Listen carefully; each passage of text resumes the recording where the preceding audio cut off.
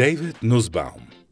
It might so happen that you have not heard that name, but as the word goes, soon the world will start talking about him with the emotion always present when the names of Elon Musk, Steve Jobs or Bill Gates get a casual mention. The revolutionary technology Holoportation beams astonishingly realistic video streams of people thousands of kilometers away, as if they're really there, in a white, 7-foot-tall, kiosk-like box.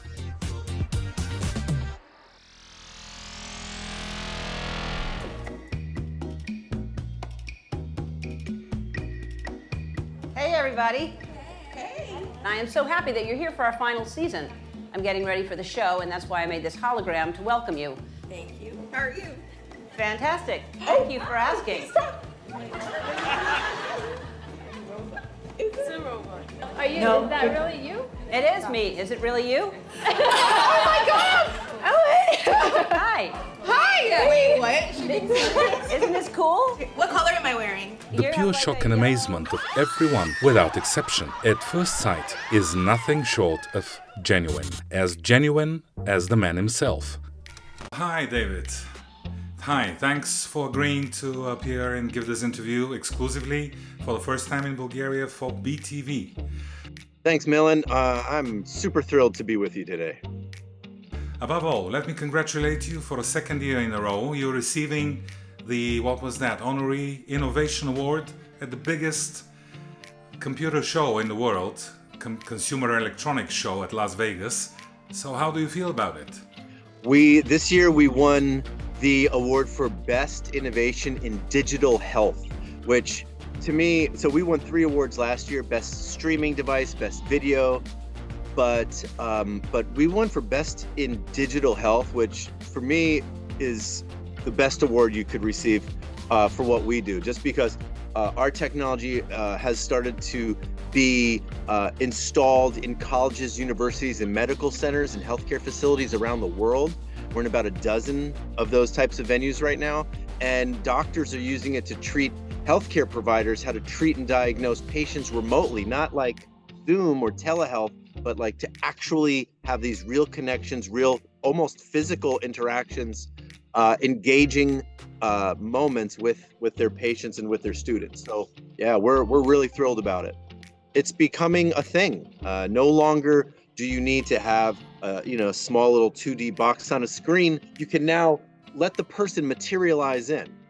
Beaming up from wherever you are in the world in 4K, let alone HD, is quite a feat. It's not just some achievement, it's a feat. How did you manage to do that?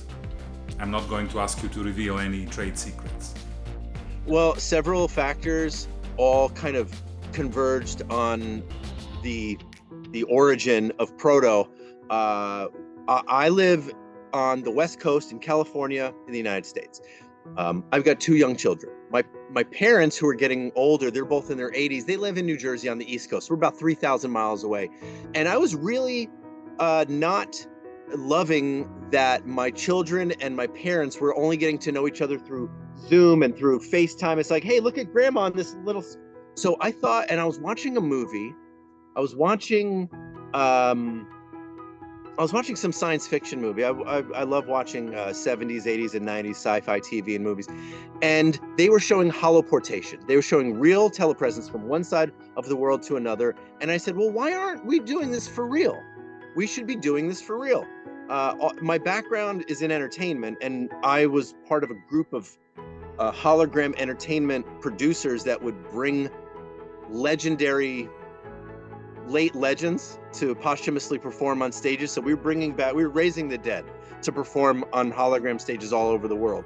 So I thought, what if, instead of raising the dead, what if we started connecting the living? So I worked with a group of people, and we shrunk those big giant hologram stages into holoportation machines. So now we could beam anybody from anywhere to anywhere. It just occurred to me that people might think that this is not really happening behind me, but I can make all of this.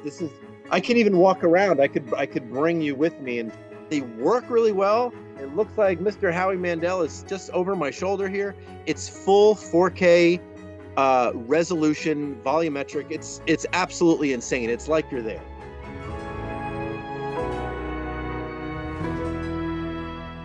It was my childhood dream to be a broadcaster.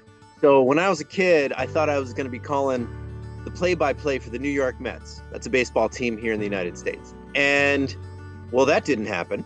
As I grew older, I really started listening to news radio and talk radio. Became a super fan of all of these great talk radio hosts like David Letterman and Howard Stern.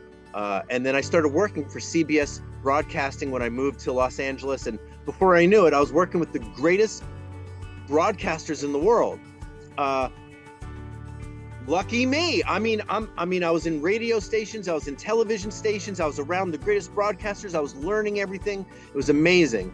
And then it occurred to me that the future of broadcasting wasn't in radio, it wasn't in television, it's in people. Actually projecting yourself, your real presence from wherever you are to any number of places. I could beam you, Millen, into hundreds of stages or conventions or trade shows or office buildings or museums. And it's broadcasting. It's the future of broadcasting, presenting.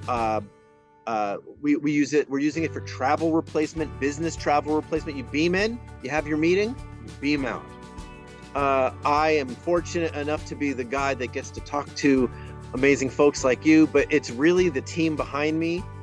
Most of Proto's employees and contractors are software engineers. We have actual PhDs of video compression and other senior software engineers on staff.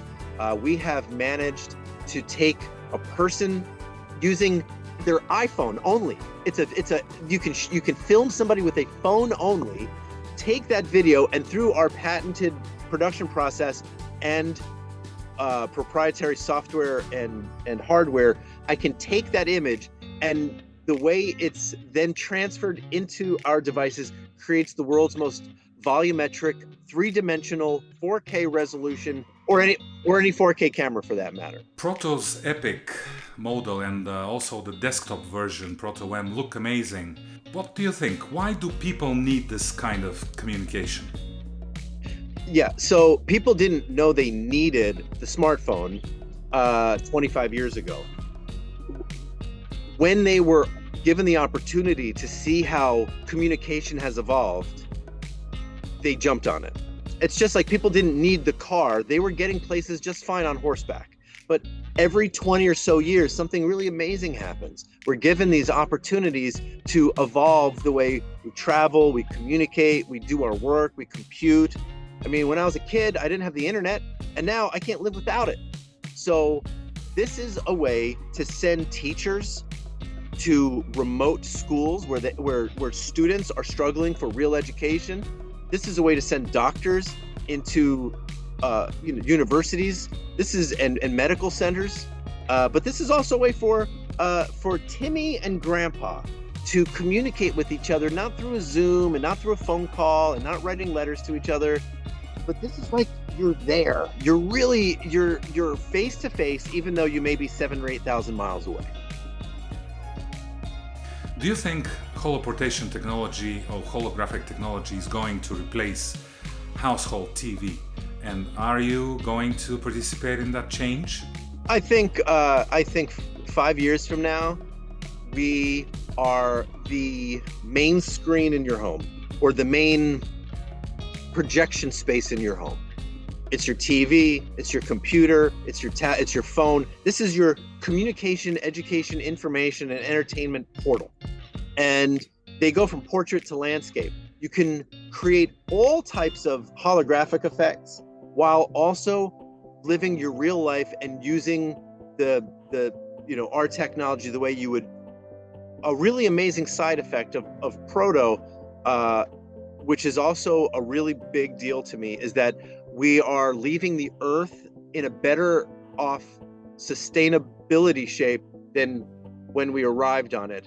Proto allows people, instead of jumping on an airplane and going from city to city to city, spreading jet fuel all over the Earth, they could beam in, they have their meetings, and they beam out. So once Proto devices, the large ones, the small ones, and whatever comes into the future, once they're somewhere, it's like hologram telephone booths. You can beam in and beam out and shrink your global carbon footprint. A lot of our customers, including Christie's, for example, Christie's auction houses around the world, fine arts, they're sending hundreds of millions of dollars worth of the world's most rare and historical artifacts and museum pieces and artwork around the world, not by sending them on planes and trains and ships, but they're beaming them from their own showrooms in the safety and security of their own showrooms into all Christie's locations prior to auction.